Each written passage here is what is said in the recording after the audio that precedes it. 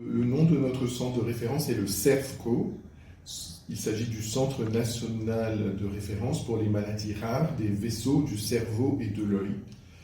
Et nous nous occupons surtout donc de toutes les maladies des vaisseaux qui touchent la rétine, le tissu cérébral, et qui sont des maladies ou héréditaires ou rares. Le CERFCO a été labellisé pour prendre en charge 19 maladies ou groupes de maladies. Donc pour vous donner quelques exemples, il y a des maladies qui touchent les vaisseaux de moyen calibre et qui affectent à la fois les enfants et les adultes, comme l'angiopathie de Moyamoya, qui est une maladie rare en Occident, beaucoup plus fréquente en Asie comme au Japon. Parmi les maladies des petites artères cérébrales héréditaires, il y a une maladie phare qui a été identifiée au sein de notre centre de référence à la fin des années 90, qui s'appelle CADASIL. Il s'agit d'une maladie des petites artères cérébrales héréditaire.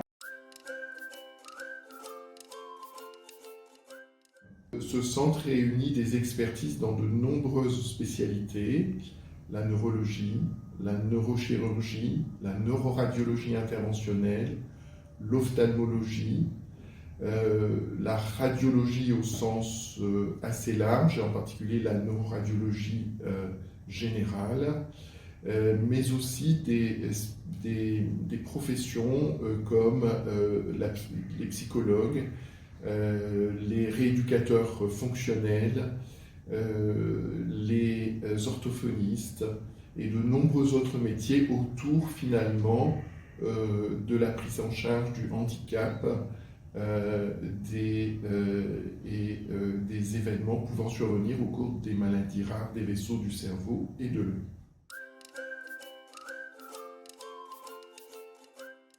Hubert Darocator, je suis le vice-président de l'association Tanguy Moya Moya et je suis le grand-père en fait de deux petits-enfants malades. Donc c'est une association qui est nationale avec quand même deux petites extensions, une petite extension qui est en Suisse et une extension qui est en Belgique. En gros, on a 150 membres donateurs permanents, si je puis dire, et puis l'association repose sur 12 bénévoles qui constituent en fait notre conseil d'administration. Les 12 bénévoles sont chargés en plus d'avoir une répartition territoriale des malades au niveau de l'écoute. Donc on suit en gros 120 familles, pour donner entre 120 et 130 familles. Alors on suit plus les familles que les malades, parce qu'on a affaire à beaucoup d'enfants. Donc c'est plutôt les familles qui sont concernées. Alors l'émission que l'on a, en fait, la première chose, c'est de sortir d'isolement. On est ensemble, on se coordonne, on partage de façon à ce qu'on puisse progresser. La deuxième chose, c'est de préserver l'espoir. Préserver l'espoir, ça veut dire qu'il faut qu'on dynamise la recherche. Si on n'était pas là pour dynamiser la recherche, il n'y aurait pas de recherche. Il ne peut pas y avoir une recherche quand il y a 300 malades en France. La pathologie de Moya Moya, ce sont les artères qui irriguent le cerveau qui se ferment, et on ne sait pas pourquoi. Donc le cerveau n'est plus irrigué et à partir de là, il se crée une petite vascularisation parallèle et extrêmement fragile. Alors la conséquence pour le malade, c'est une immense fatigabilité. La deuxième chose, c'est souvent un déficit à la fois pour comprendre et pour parler. La troisième conséquence, je dirais, c'est une grande difficulté à s'insérer dans la vie sociale, parce que c'est un handicap invisible, mais c'est un handicap qui est ressenti par d'autres. Et bien souvent, ils sont rejetés et même ils n'ont pas envie d'aller vers les autres. Et une des solutions que l'on a prises pour pallier ça, c'est qu'on a fait un groupe entre nos adolescents. Donc, ils peuvent parler sans parler de la maladie. Ils parlent entre eux, ils ont un vrai groupe d'amis, ils ont créé un groupe d'amis. Il y a d'abord la prise en charge du diagnostic de ces maladies rares, avec des maladies rares qui sont identifiées. C'est diffuser les meilleures recommandations pour chacune des maladies rares à travers des documents d'information auprès des praticiens, à travers des recommandations au niveau national, mais également au niveau européen.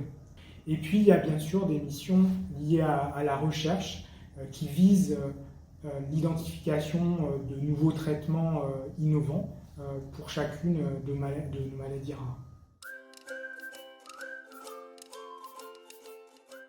On a essayé de faire des études, mais en dehors de l'association, sur en fait, l'AVC de l'enfant, sur comment quelqu'un qui a eu un AVC pendant son enfance, ce qui est donc notre cas souvent pour nous, comment il va gérer ça dans le futur, comment il va gérer ça quand il sera adulte. Et puis la deuxième chose qui est intéressante, il me semble, dans cette affaire-là, c'est qu'on ne s'intéresse pas qu'à l'enfant ou à l'adulte, mais on s'intéresse à la fratrie et à la famille. C'est-à-dire que tout ça, ça a des répercussions. Donc voilà, en gros, et ça, c'est un truc qui a été lancé et qui va être, c'est une étude de 36 mois, qui est donc dans lequel on est partie prenante. Enfin, la troisième chose, c'est on participe à 3 programmes de recherche, dont un programme fondamental pour savoir est-ce que la maladie est génétique ou est-ce qu'elle ne l'est pas. Dans les travaux pour cette année, on a les 2 projets de TP. Le premier qui est comment préparer psychologiquement le patient et sa famille à une intervention sur le cerveau. Et puis le deuxième, c'est effectivement, je viens d'en parler, c'est la transition enfant-adulte, parce que notre chance, je peux dire, c'est qu'on meurt rarement du moya-moya. Mais c'est également le fait qu'il va falloir le prendre en compte après.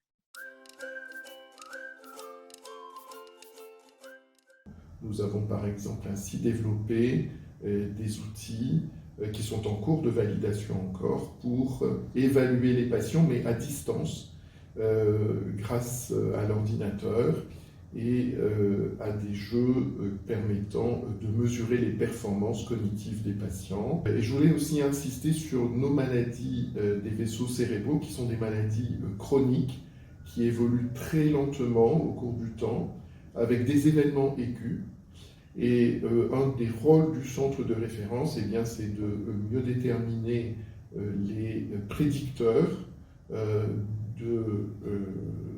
qui annoncent la survenue du handicap ou la survenue d'un accident vasculaire cérébral chez nos malades.